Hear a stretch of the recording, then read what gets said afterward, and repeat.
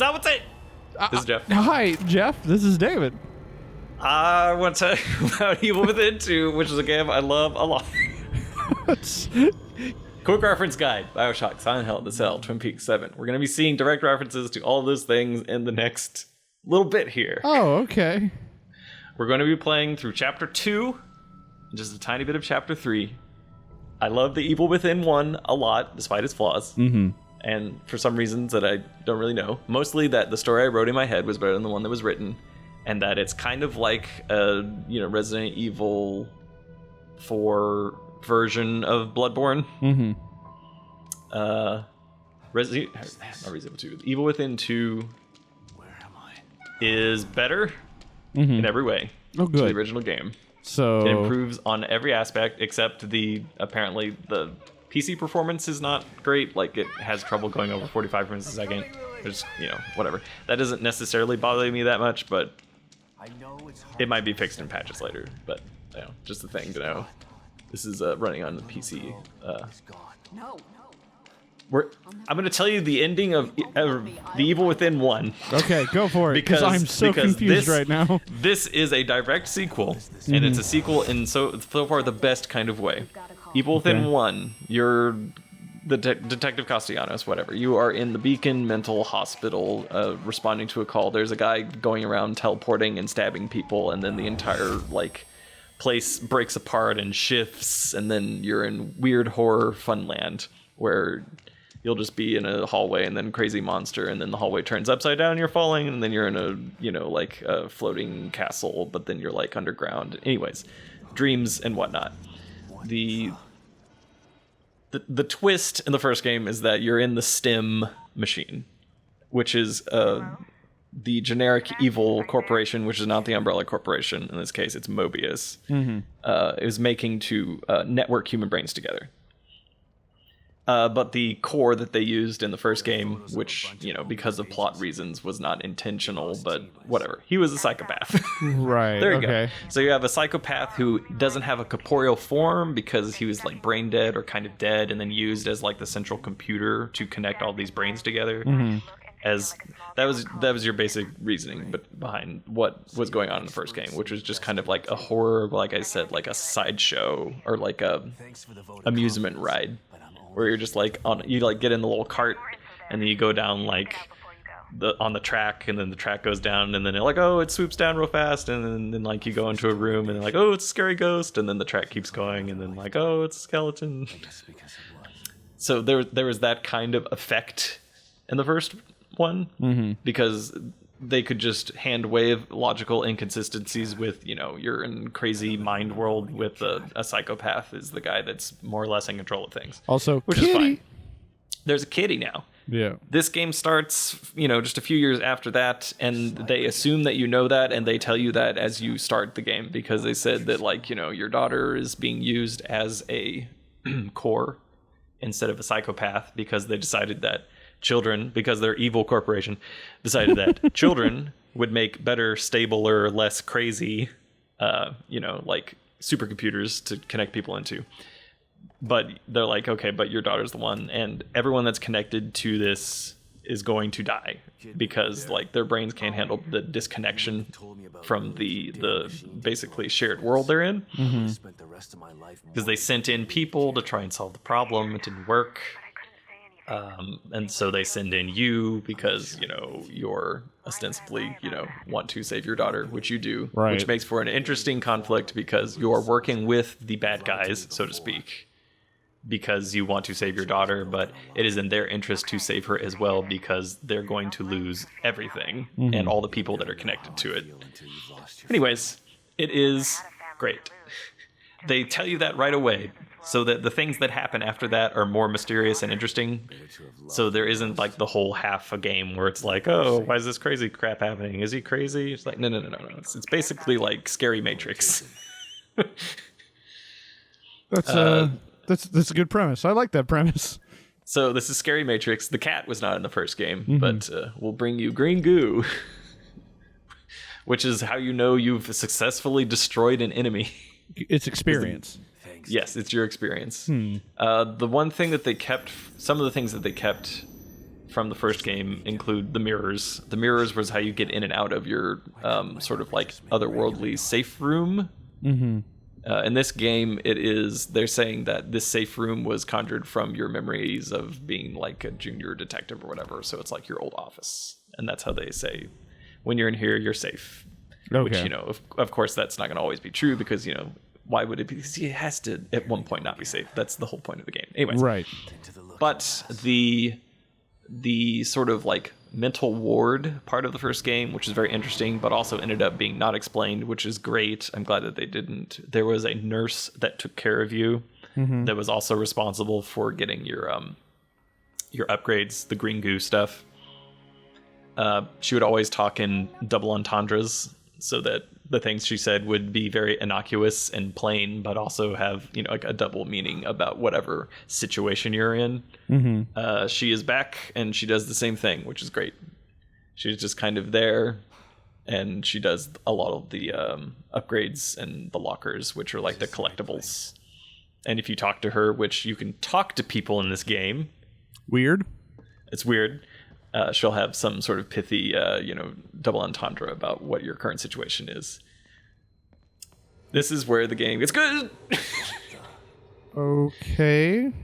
So this is like a direct, like, I knew that I was going to enjoy this at this point, because I was like, I'm happy that the director of this game watched Tarsem Singh's The Cell, because it's an underrated, visually stunning horror movie.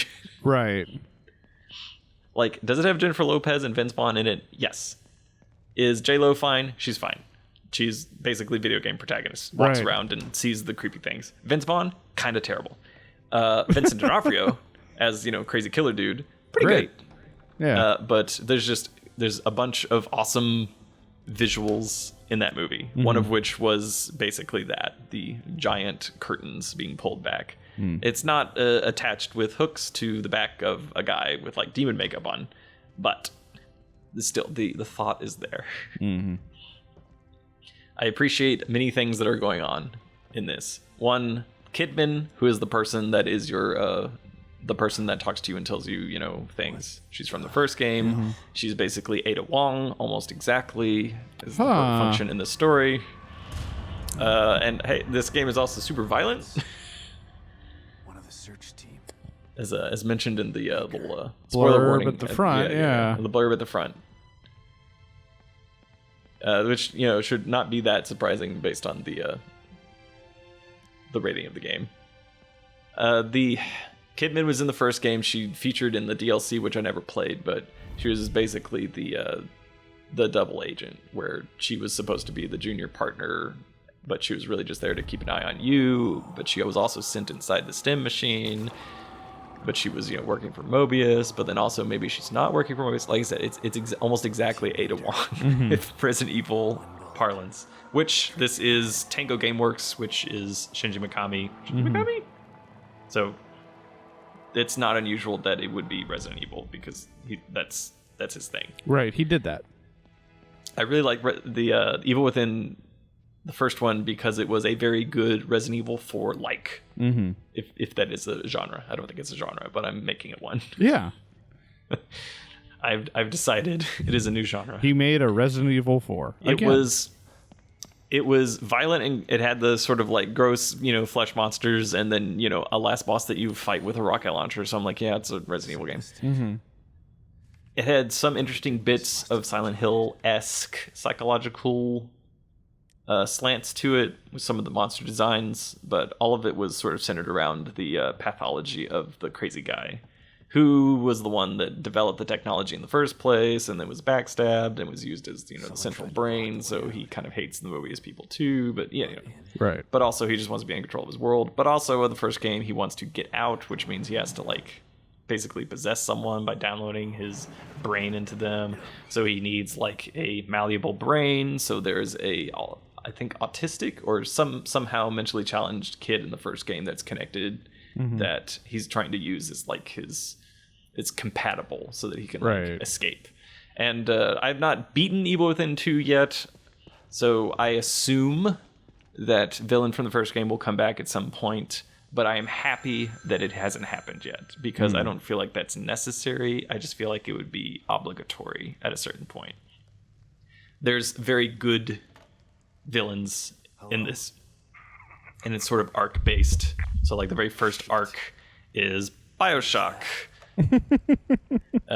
as mentioned in the quick reference guide. Yeah. So this is the Silent Hill BioShock sort of like first few chapters, which specifically Fort Frolic in BioShock, which is Sander Cohen, which is the crazy art guy. Right. So it's my least favorite part of BioShock because he literally takes the story off the rails. Right. Because you are on a bathysphere going to your next objective, and then he just stops it and says, go around and kill people and take pictures of them because art, lol, I guess. Right. And then after you get done with that, he's like, okay, you can go back on the rails for the story now.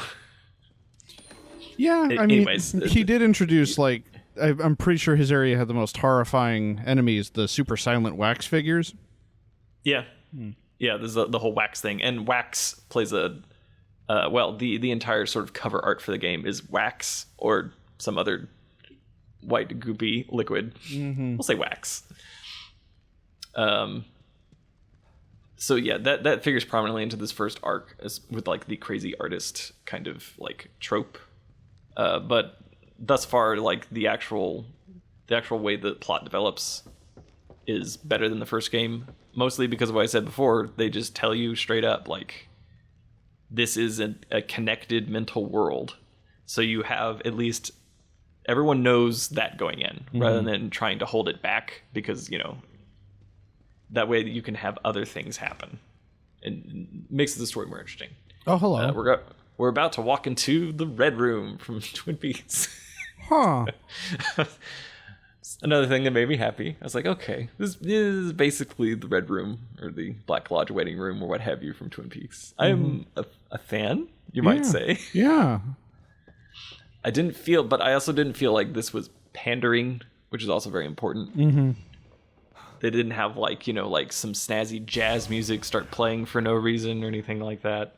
It just seems obvious that there are some horror and surrealistic things that like the director of the game really enjoys. I mean, this is an actual video game, so there's a video game part to it. Right, yeah, now we're stealthing. Yes, now we're stealthing. It's not just a creepy sideshow. I mean, that could be kind of fun.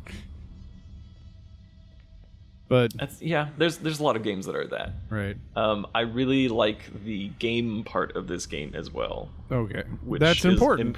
It's improved over the first one. The first one was great as a Resident Evil 4, like the speedruns of the first game on the hardest difficulty are very entertaining. The Akumu mode is one-hit kills you. So right, yeah. Watching someone play through the entire game without getting hit in like a single segment is great. Oh man, I love this visual. So this is like very much sort of like the smiling paper faces from Silent Hill 3, like in your Valtiel transition areas. Oh right, yeah. So that's kind of got that thing. And this is another sort of, not direct, but very Silent Hill inspired, because you're going through the exact same area again, but now it's like crappier. Yep. So it was very atmospheric the first time, and it's more, you know, creepy the second time. Not quite the same as like you know, like the burn transition or like the other world kind of stuff. But so I'm getting a little bit freaked out. David's gonna add some light to this space. David doesn't do horror. I mean, I'm not gonna lie, and I do kind of want to see you squirm a little bit in the first part of this. Like that's part, like that's why I didn't call it Evil Within 2 when I had you download it. It was just called EW2. I was like, oh, we're gonna do a video. Don't worry about it. Yeah, Yep, all the lights are on. I also have the lights on, but I don't know. That's just I'm too lazy to go turn them off. Yeah. Also, it's easier to see things when recording. I like how the flashlight on his hip, like it's just where the camera points is where the light is. Yeah. So it doesn't make physical sense. So this the shredded wallpaper, the the hanging bodies. Hanging bodies is more of like a Silent Hill 2 thing. Well, it popped up in Silent Hill 3. That's true. With Valtino. But like just like the pendulum just there is like great. And also there wasn't really any jump scares. And well, I mean, there's still some jump scares in the game. I'm not gonna say there's none. But I have the volume turned a little bit down. That's fine. I understand. But it wasn't just like a nonstop assault of just like loud noises. Like there's enough time to appreciate the atmosphere, which is again more Silent Hill thing, which is my preferred horror style, as you might imagine. Yes. Sorry. Yes. But ultimately there's going to be like there has to be a point where it's is it a game or not? Like, what is the thing that you do? Can you lose? Like, so there's either you make it very action heavy, which is a Resident Evil 4 style, where it can be like creepy at times, but for the most part, even though you don't have infinite ammunition, you want to conserve your ammo, but it's still going to be an action game at its core. And of course, Resident Evil 5 and 6 are more action games, but even Resident Evil 4 is a very solid action game, sort of underpinning it. So there is that element of Evil Within, but then there's also the more modern, I guess, horror style, which is you can't defend yourself and you just have to like run away and hide. That's sort of more popular recently. I think this game does a good job of balancing them for variety's sake. Right. So there will be times when you are basically, it's a resource test, or like a boss fight, where it's like, do you have enough stuff with you to beat the boss? Right. And you can die because there's the tension of actually being able to lose, but then if you're being chased and you can't and you have to run away, that's also tense. But if it's too much, then it can lose its effect, because you're just like, oh well, I know that I can't be caught here because there's nowhere else to go. So like, obviously I'll just stand here and then the thing will pass by and then I'll move on. So I think it's a good balance between the two. Okay, David's not in a happy place. This is I really liked the opening of this game. I was like, this is working on a bunch of levels. It is creeping me out. It has just the soft flutter the wall, everything moved. Yeah. So it has that soft flutter rather than loud noise to indicate something has changed. Jeez. Well, I was just like, I've not seen this amount of subtlety in like an atmospheric video game in a very long time. I was very happy. And then there's your photographer guy who keeps getting teased. So that is like, up to this point, that's like it's the Silent Hill psychological horror, not loud noises, creepy atmosphere part. We're going to go into the loud running away from things part. Okay, good. I'm just letting you know. Thanks because for that. There was a balance between that. This mirror is kind of conspicuously placed to have something jump out of it. Okay, hi, hello. So they have pretty good monster designs. Yep. One of the favorite parts of the first game Well was said, Sebastian. Was the design for, I guess it was this. Well, I mean, it doesn't have to be spoilers, but it was the long black-haired, creepy, crawly, multiple-limbed, scared of fire, like Japanese ghost-style monster for the first one. You had to fight a few times. That thing was great and disturbing. It's kind of following in its footsteps. Yep. It has. The first game started mostly with just like gross stuff. It's very like Texas Chainsaw Massacre, where it's just like you're in a gross place with a bunch of people that are being tortured, and like there's blood and guts, and then like like dude in butcher mask and chainsaw chases you. Right, and don't stab him because he'll kill you. Yeah, because it'll just instantly kill you. That's kind of how the last game started. Well, a little bit of clip in there with your arm. Yeah, the FOV on the camera unfortunately kind of does that thing. Oh, hello. I feel like the the start to this game is much better for all the reasons I've outlined. Yep. Also, they get to the more interesting monster designs faster. So, like this creepy doll art piece, I guess. Sure. Yep. Yeah. Kind of makes its debut sooner than like I think it was like chapter 4 or something in the first game when you get to the pretty creepy like long-haired, multi-limbed, stabby lady thing. Yep. Multi-headed in this case. Its own little multi-headed in this case. Yes. Hecatoncheires? Kairos. Kairos, that's what it is. Thank or you. however you say it. Okay. Oh, that looks bad.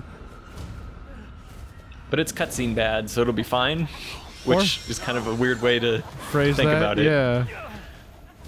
It's like it seems bad if you think of it in the perspective of the character, but if you want to be like meta about it, it's like, oh, it's a cutscene, so this is fine. Right. You couldn't have done anything, so you can't die. Yeah. Unless the past 2 minutes have been a fail state that you didn't know anything about. I assume that before that you could probably get caught and chopped up, but right. I wasn't trying to find out. So right. I also feel like, especially for horror movies and stuff, you can get jaded to a point where like things don't bother you, which is not necessarily a good thing. I feel like you need to go in with the right expectations into things. Right. So like if you go in wanting to like something, you'll probably like it. If you go in wanting to hate something, you'll probably hate it. Right. It's called like the anchoring effect or something like that. Yeah, it's something like that. So I'm saying that if you were, I didn't have high expectations, but I really did like the first game. Mm-hmm. And I figured that like the second one, I was like, I didn't know anything about it. I was like, I know that I'll probably like it somehow. Even if it ends up being like a dumb sequel with this, like, here's the first like game again, like here's the villain again. It's, a different spot for some reason. And like, here's all the characters and then the same beats and like the same monsters. Even if it was that, I'd still probably be entertained by it because I really liked the way the first game played. Mm-hmm. And like the idea of a shared dreamscape that people get connected to and some people have the ability to make things permanent in is maybe something very specific to my interests. I might have made an entire video game about that. Maybe, yeah. Maybe. So I like that. Plus, there was a Bloodborne-like quality because the Bloodborne Hunter's Dream, Hunter's Nightmare has a sort of a similar effect if it was explained with like sort of eldritch cosmic horror instead of like a mixture of psychological horror and like evil, like faceless evil mega corporation trying to do evil things because they're evil. Yeah, I suppose. By the way, I'm holding a cat right now, just very snugly. Good. The kitty in this game hasn't been explained where it came from because it says that you don't remember owning a cat, but the kitty is always there to bring you goo when you find a new slide projector and you talk to your handler about it. Mm-hmm. So the Kidman, who you're talking to right now, in a worse game, that is to say most video games, she would be talking to you all the time constantly. Baker is dead. There's a killer running around in here. In a shocking amount of restraint showed by this game, especially here at the beginning, is that when you're going through that entire extremely weird side area through the creepy Silent Hill area, she doesn't talk to you at all because storyline wise they don't know where you are and they can't talk to you. I was like, that's amazing. I don't want that's all I want in a video game, for the person on the phone to just leave you alone for a little while. I was very appreciative of that. Those were all the like pre-order bonus things because I bought it like a few hours before it came out, which is considered a pre-order. Right, yeah. Whatever. So it's just like, here's a bunch of, random crafting components. Yeah. It is a survival horror game. So there's crafting. A lot of, there's some crafting. There's lots of, right. Use as few resources as possible to get through encounters. Don't have to necessarily fight everything, avoiding sneaking around is, a legit strategy, this kind of thing. Right. Ugh. Poor son of a bitch. Yes, the guy has had a bad day. Left here to rot like this. Go ahead. Oh, yes, you were going to say. I was just going to say, you're talking to your point to the person talking to you all the time. I think the best example of that is actually, I think it's called like the Blades of Time or whatever, where you don't have an extra voice talking to you. Your main character literally just doesn't shut up from point to point. Hello? Time for some more familiar Resident Evil tropes. Yep. Also, there's a weird audio delay here, Okay. which maybe it was because I was recording. It wasn't this way in the first time, but this particular cutscene for some reason has like half a second off. I suppose I could actually fix that in post. I mean, you could have. Now that I've talked about it, it would be weird. Could just be awkward silence. Hello? No, because he says the lines that show up on the subtitles, but later, just later than they were. We're going to skip the last half of this because this is just like from 7. Oh, Resident Evil 7? Yeah. No, the movie 7. Oh, good. But yes, this is the part of the game where you inflict violence on the people, the zombies that want to destroy you. Yeah. Oh, goo popped out. That's experience. Yay. Hooray. Hey, Kidman, I found the plagas. Kidman, Yes, I found it. It's like, he's like, it's like the first game. I did. Yeah. I learned that it really is like Beacon in here. It's like, yeah, that's a fair People point. in here are turning into creatures. So when you have a shared dream world like this, the obvious questions arise, such as No. what is the effect that people can have on the world? What are the rules of like the physics and stuff? And like, don't the people in here know what they're doing, or don't they? Right. And for the most part, it seems that there's like 2 different layers of people that are involved in this project. The ones who Which do is- know and the ones who don't. There's the Mobius people that have been implanted with chips that specifically prevent them from, I don't know, kind of like, I guess, losing themselves in the fiction of the connected world. Mm-hmm. And then there's like the populace, which are recruited from sort of like Scientology-esque, like self-help seminar centers. It's very like Unitology from Dead Space kind of thing, where they're trying to just get suggestible people or people that are vulnerable, and then giving them like sleep studies and telling them they can, you know, make a new life in this town of Union. Right, there was And it a card about that in the hotel. Yes, there was. That was the Moose Centers, of which how Right. they recruit.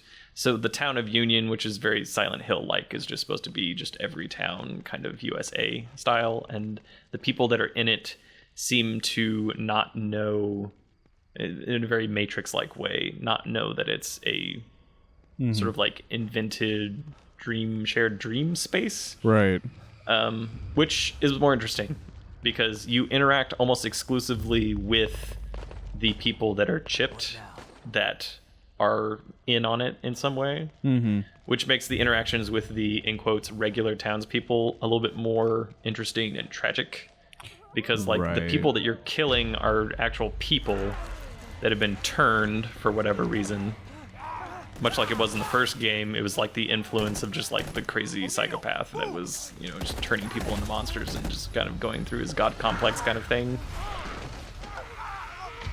But yeah, it makes me think that there might be a sort of, not Resident Evil, Metal Gear Solid 3-esque thing of like, you know, not killing the monsters is maybe better so that you are not yourself a monster, even though they are very clearly monsters that are after you.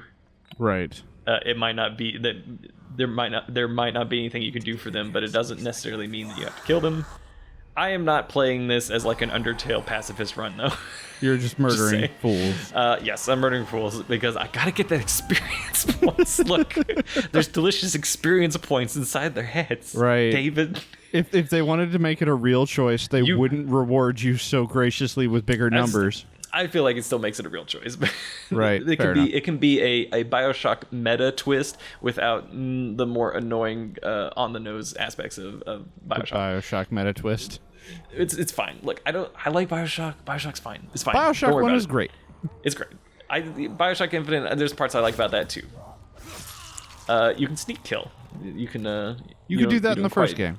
You can. That's how I play most of the game because it is the most efficient way to use your resources. Right, because you don't lose Like, anything. I hoard everything for, like mini bosses and bosses, and usually just in desperate situations. But for the most part, you want to just like sneak around, which is why I always suggest, getting the like sneak abilities first, sneak faster, sneak better.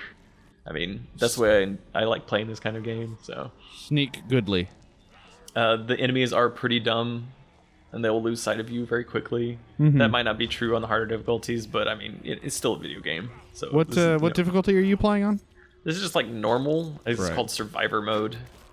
There is an easy and a hard that starts off with, and the hard mode is, I think it's nightmare. I think, and it says like for people that like the difficulty of the first game. I was like, well, I liked the difficulty of the first game, but I played it on normal, so I'm just gonna keep playing it on normal. Whoop. Accidentally climbed on that car. Give me the gunpowder. Huzzah. You can craft things out in the world, but it takes more resources if you craft them in a workbench. Then it takes fewer resources, so which I think is a good trade-off. Yeah. It also means that you don't have to just find like bullets and trash cans and stuff. You can just find like gunpowder and like pipes and stuff, and which I guess makes more sense. Not that that really is even necessary for the premise they're going for, but I digress. Yep. We entered a cutscene, Yeah. which means that everything's gonna be okay. Yeah. There's still a few more surprising things about. Well, Well, there's the books did some stuff right there. There is some stuff. That's okay. Physics out a little bit. Yeah. There's some good things in this game that still have yet to be presented. Which at like any point in this video, you're like, "Hey, that looks pretty neat. I should go play that." Just like go do that. Yeah. I kind of want to watch you play it. I don't. Because we're gonna go down here and we're actually gonna meet O'Neill. I've skipped some of the. I mean, I'm not talking to all the side. Like, I'm not investigating everything, not talking to everyone, just because, I'm trying to, produce a quick video here. So we won't see the whole conversation with O'Neill here. Don't shoot. But like I said earlier, because he's Mobius, he's basically working for the evil corporation. I'm not gonna hurt you. It makes his character much more So interesting you're not Mobius, but they sent you in because here? he's like he's in on it, but he doesn't want to die, so he's interested in helping you. Trying to restore. But he also has no interest in like going out of his way to help you out of altruism. He's like, no, I'm gonna stay here where there's no monsters. So They can't extract you. Not until Lily is found. Who's Lily? Who's Lily? it's like, who's Lily? It's like, Everyone is stuck in here. who could until the that core is be? located. Can you help me out? If you're asking me to go out there with you, you can forget about it. This is a safe house, so I'm staying safe. Got me? It's only a safe house until that like rotund zombie up Some top signals breaks through the nearby door. that resonate at the core's frequency. We were trying to track them when we got attacked. Here, I appreciate listen to this. his amoral pragmatism. Yeah. It sounds like a little girl, right? Quiet. If you heard a something falling, that was I don't know what behind me. That was, I don't know what. You probably shouldn't look behind you. Nope, not gonna. Was that her? That's fair. The core? I think so. But I've been picking up all sorts of weird signals on my communicator since we got here. No way to know for sure until Huh. you track it to its source. That is an interesting uniform that Yeah, I he's was gonna got say, there. kind of like, I mean, kind of like that uniform. It's kind of weird. I don't necessarily Red like and the black. crossing straps, but I like Yeah. the color. It wouldn't hurt to follow them to find out what. No way. The core first. It's the only way we're getting out of here. Suit yourself. Let's pair up our communicators. Pair up our communicators. tell you Let's if do I find fusion anything. dance with our communicators. Okay. Fusion. So you can like talk to people in this game. I was like, what? What? So there's like, little side conversations you can have with people. You can get like side quests where you can help them with a thing. Like there is an open world component to this game, which I was like, what? What? That's crazy. That's crazy. It's not an open world game, but there are some missions like Chapter 3, for example, which is very long because of the following reason, which is a very sort of like a sizable chunk of the town that it takes place in. And the town is very, very dangerous because enemies can kill you very quickly. That's sort of the type of game it is. So you can sneak around, but there's pretty much every house every alleyway has like an encounter in it. And I kind of mean that more generically, you know, like there will be like a bunch of zombies around, and if you can sneak past them, then you'll get like, you know, a new weapon or a weapon upgrade, or there's like a bunch of useful things for your survival around rather than just like collectible nonsense. Right. But there's also like good side stuff that is terrifying. Oh, good. Great. Because wait, coffee maker? I don't. Yeah, and then you can drink coffee and it gives all your health back, and then the little coffee, like the little pips on there that are green, will start counting back up, and then once they count back up, you can have another cup of coffee. Which I was like, you can drink coffee in this game? What is this game? It's Deadly Premonition. What is this game? The mirror here will lead. Yes, that would be the nurse from the first game. Her first appearance in this one seems to be unassociated with any of the major factions, which is good. That's how I like to keep it. It's more mysterious that way. She's kind of there. You don't know why. She seems to be there to help you, but again, not really sure why. Other than you could say like video game reasons of, you know, getting upgrades and stuff. Mm-hmm. But whatever, you can make of that what you will. But the side quests kind of hinge around the sort of the communicator, where you just kind of find signals and they appear on your map. And there's, you know, side stories about the other Mobius agents that were here trying to save things, or, you know, making poor decisions. But it's the only lead I've got. Or, you know, just, you know, little tragic vignettes about things that happen to some of the citizenry, etc., etc. Whole world seems to be shaken. Yeah. It's time for another direct Silent Hill reference. Oh, hey. I was like, oh yeah, I do like Silent Hill. Yeah. I appreciate this kind of thing also not only because I really like Silent Hill a lot, but also because it gives good context to the size of the area you're in, but also just the fact that this shared world does not have a engine basically anymore, and everything is breaking down. And people with particular pathological tendencies have the ability to exert more control over it, which is what happened in the first game, obviously. Mm-hmm. And you have, so it just makes for a good setup where I was just like, yes, I want to see what happens next, please. Okay. I was like, I like everything about this so far. If you have like this huge map, and you're like, all right, heading over, trying to find out what happened. That's the Evil Within 2. Yeah, like if you gave me this map in any kind of game and you're like, all right, explore this, I'd be like, yes, please. Survival horror, action, comedy, don't care. I would want to explore that environment. All right. I'm very excited about continuing to play this game. Hopefully it will not be bad in the end. Yeah, that would be great. I mean, that's what I always hope, right? That like the ending is bad. At least I can say that the first, 20 hours or so have been very good, and the characters are not annoying. Like, that's good.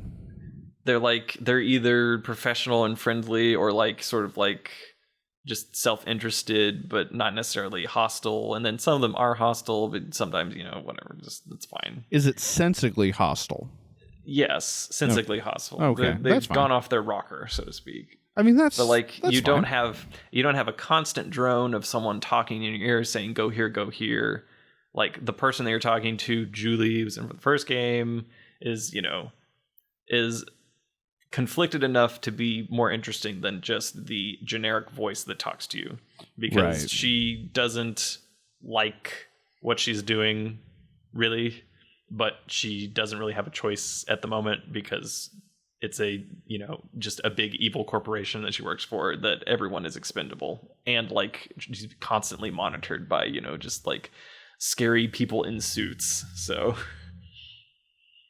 but they can't just like outright kill you, because like everything goes to crap, right, if they lose the whole system. So it's an interesting enough conflict where you would be able to hate or understandably or not understand why someone would work for the people that you have to work for. Is better than just being, I don't know. There's a bunch of dumb ways you could justify that kind of scenario, and I feel like it's better than most.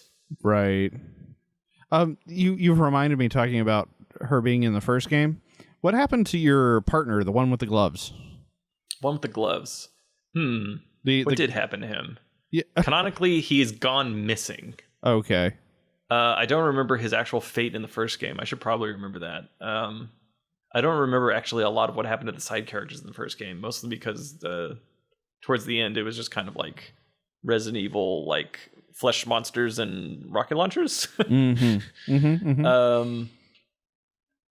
I don't remember if he died in quotes inside the stem or not, but in this game he's referenced as just being missing, and also the trauma of the first game that your character went through and no one believing him, which is, also a trope, but makes sense because it's like I was connected to a shared dream world of a serial killer. Like, you got to believe me. And be like, okay. Yeah. Okay. Yep. Sure. I believe you. Mm-hmm. The only person that does believe you is Kidman because she was also there.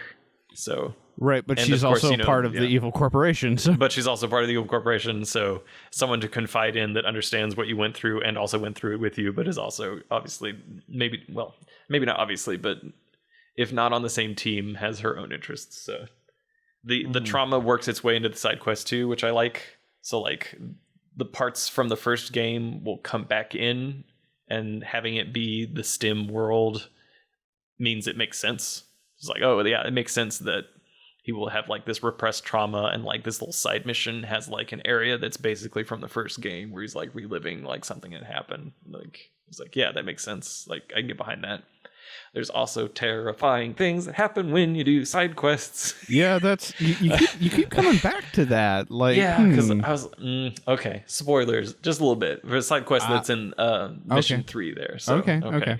Spoiler time happens now. I will unspoiler after, just skip ahead for like 30 seconds. But one of the side quest sort of like houses is like the signal takes you there about a person that is being tormented by a ghost that no one else can see. I was like, okay, great. So you go in, it's classic creepy haunted house kind of stuff, poltergeist. But then you get taken into basically like, I don't know what you might call a dungeon in another game. Right. Where like you go into the house, but then, space rearranges itself so that you have to escape a place that looks like an area from the first game, the Beacon Mental Hospital. Okay. And there's just a terrifying humming ghost lady that can just go through walls, and it's one of those situations where you'd have to, figure out how to sneak past because you can't fight the ghost. By the way, still spoilers. Skip ahead a little bit more. Still spoilers, a little bit more, just a little bit more. And then you get to the end of that by like, finding your way through and then escaping the house, and you get like a collectible out of it. The collectibles have story tied to them, so which is also nice. And then I was just playing a little bit later, and then all of the screen goes dark and the humming appears. I was like, oh crap, I did that side quest, now the ghost lady will just randomly appear in the open world. This is not fair, video game. I did not sign up for this. That was a side quest on the side. It was compartmentalized. What are you doing? Side quests don't affect the main game. What are you talking it's about? Like, what are you talking? Stop. Quit it. Okay. Spoilers over. Spoilers over. If you enjoyed that, the recommendation, Evil Within 2, highly recommend it. If you enjoyed listening to us babble about a game and Jeff editing together a thing that's creepy and wanted to scare David maybe a little bit by not telling him what were the contents of the video before showing it to him. Yep, because he's my best friend. Yeah, best friend. There's precedent for this activity. There is. Yep. Then you can support us through Patreon, which we appreciate. You can give a certain amount each month, or you can donate a one-time thing through PayPal, which would be good too. Mm-hmm.